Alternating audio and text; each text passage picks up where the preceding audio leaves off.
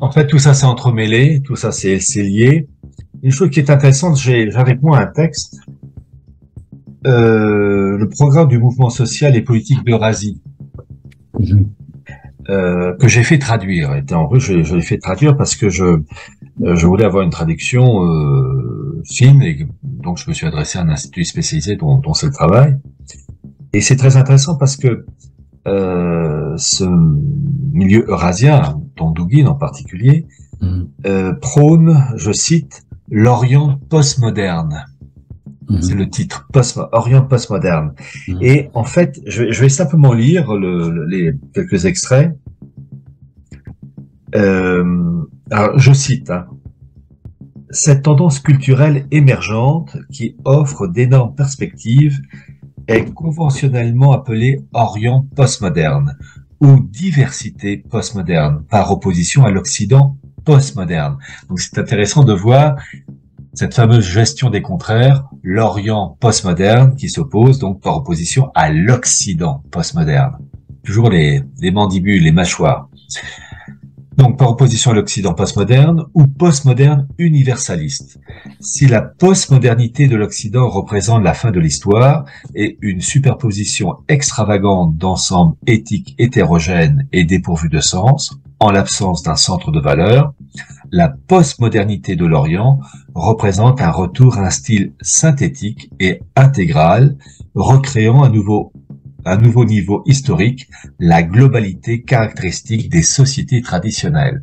Car dans cet esprit-là, en particulier la tradition primordiale, c'est de partir d'un noyau de base respectant les valeurs traditionnelles, qu'on peut, à titre personnel, que souhaiter, la famille classique, etc. Et cette tradition primordiale qui ensuite éclate en différentes religions, respectant certaines valeurs traditionnelles, mais avec comment dire, des apparences différentes entre christianisme, bouddhisme, etc.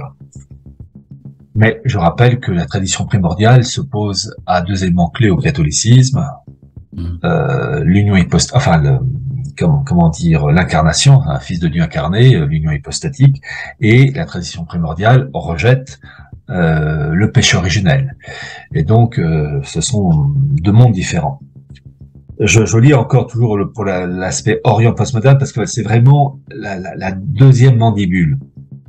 Les nouvelles études culturelles eurasiennes devraient être fondées sur la conceptualisation et le développement des prémices de base de l'Orient postmoderne en tant que nouvelle méthode synthétique d'analyse culturelle, reconnaissant l'égalité et l'équivalence des cultures appartenant à différents secteurs temporels et géographiques.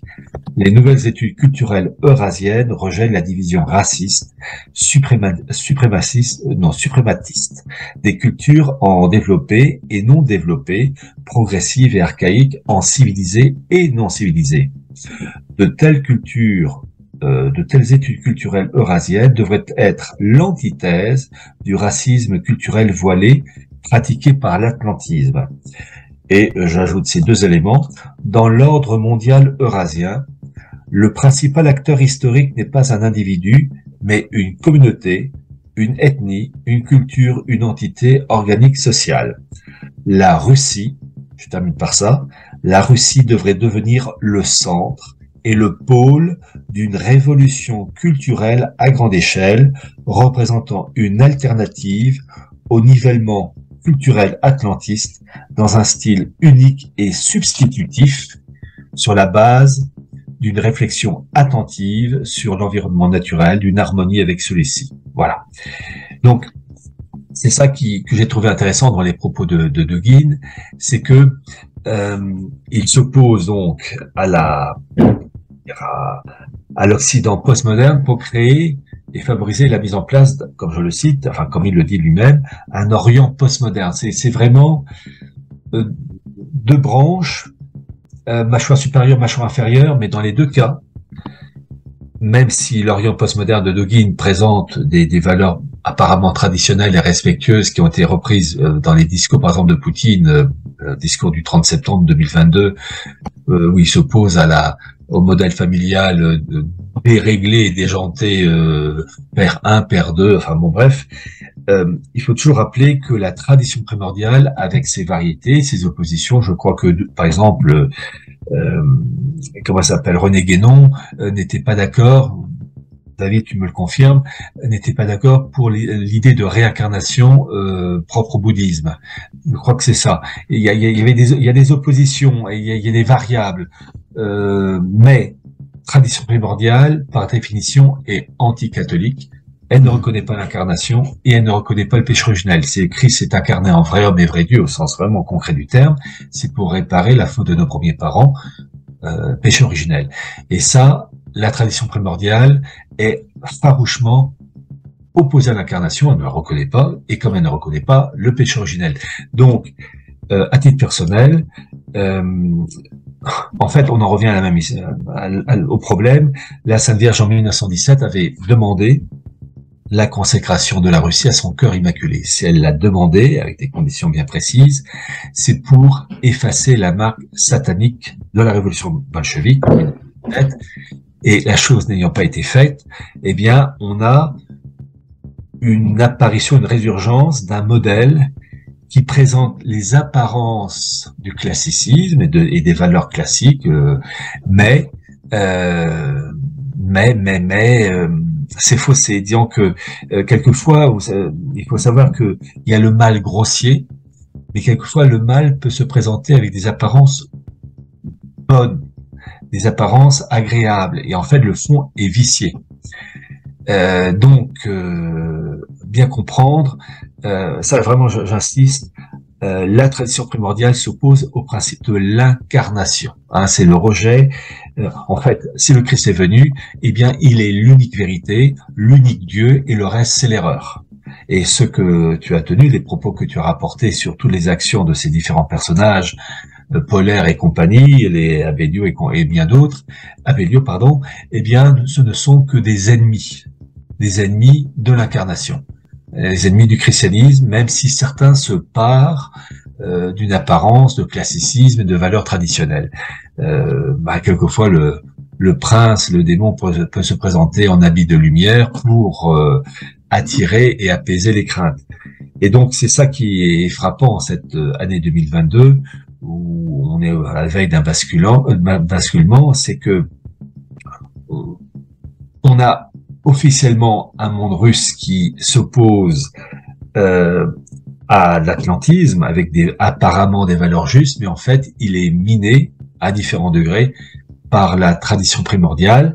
Et il y a un autre article que j'ai fait traduire de Poutine. Je me méfie toujours des articles cités par Le Monde, Le Figaro en France et puis dans les journaux anglais ou allemands qui peuvent modifier les propos de Poutine. Donc en fait, je me suis adressé directement à un article de Poutine qui a été publié sur le site de la Fédération de Russie auprès de l'Union européenne.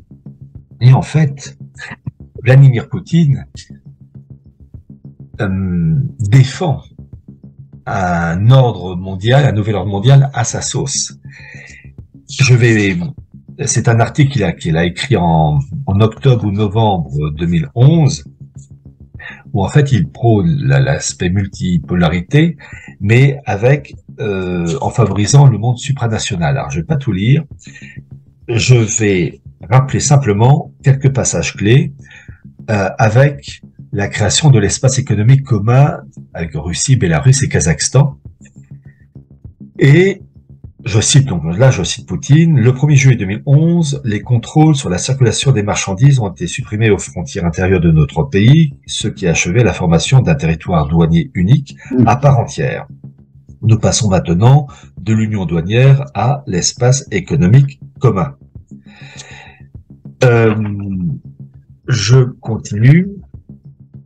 Il a fallu 40 ans aux Européens pour passer à la communauté européenne du charbon et de l'acier, à l'Union européenne à part entière. La formation de l'Union douanière et de l'espace économique commun se déroule de manière beaucoup plus dynamique car elle tient compte de l'expérience de l'UE, l'Union européenne, et d'autres associations régionales. C'est intéressant de voir que Poutine et ses collaborateurs s'inspirent de l'Union européenne qui, par définition, est quand même un beau modèle de mondialisme. Je cite toujours Poutine, une caractéristique fondamentale de l'union douanière et de l'espace économique commun et la présence de structures supranationales. Cette exigence est tout aussi fondamentale que la minimisation des procédures bureaucratiques et le ciblage des intérêts réels de citoyens. La Russie a présenté une proposition visant à créer un collège de la Commission de l'Union douanière avec la participation de représentants des États de la Troïka qui travailleraient en tant que fonctionnaires internationaux indépendants. Nous ne nous arrêtons pas là et nous sommes fixés une tâche ambitieuse, atteindre le niveau d'intégration suivant, plus élevé, à savoir l'Union eurasienne. Donc, dans l'esprit de Poutine, il y a cette volonté de créer des unions régionales, pour lui en tout cas, l'Union eurasienne, et il précise, tout d'abord, il ne s'agit pas de recréer l'URSS sous une forme ou une autre. Et il ajoute, je cite toujours Poutine, nous proposons le modèle d'une puissante association supranationale capable de devenir l'un des pôles du monde moderne et, en même temps, de jouer le rôle de lien efficace entre l'Europe et la dynamique région Asie-Pacifique. Cela signifie, entre autres, que l'union douanière et l'espace économique commun doivent servir de base à une coordination plus étroite de la politique économique et monétaire et qu'une union économique à part entière doit être créée. Donc c'est intéressant de voir que Poutine, dans cet article de 2011, eh bien, promeut, certes un monde multipolaire, mais avec une union eurasienne à finalité supranationale. Et en gros, Poutine et ses collaborateurs se sont opposés à un monde anglo-saxon, lui voulant un monde unipolaire à l'exception d'un Trump. Donc en fait, Poutine, il veut un monde multipolaire, régi selon des principes de la tradition primordiale. Voilà, pour résumer sa politique. Et en face, eh bien, la branche des Biden et Obama, etc., c'est un monde unipolaire, régi par des principes wokisme et LGBT. Alors, évidemment, à première vue, les valeurs défendues par le monde russe me plaisent comme ça, à première vue. Mais en fait, c'est le fruit empoisonné parce qu'en fait, dans les deux cas possibles, il y a le rejet de l'incarnation et rejet du péché originel. Et en fait, c'est toujours le principe, ce qu'on appelle en français la gestion des contraires. Il faut toujours créer des oppositions qui font croire qu'il y a un côté ping-pong, qu'il y a une opposition pour donner l'espoir aux gens que le monde de l'autre côté est meilleur. Mais en fait, c'est toujours la trappe-nigo. Le problème, c'est qu'ils n'arrivent pas à s'entendre, à la fois dans l'architecture de la gouvernance mondiale et dans la spiritualité à insuffler dans cette architecture planétaire. Voilà. Donc, ça va se terminer en guerre parce que l'enfer est divisé contre lui-même. Ouais.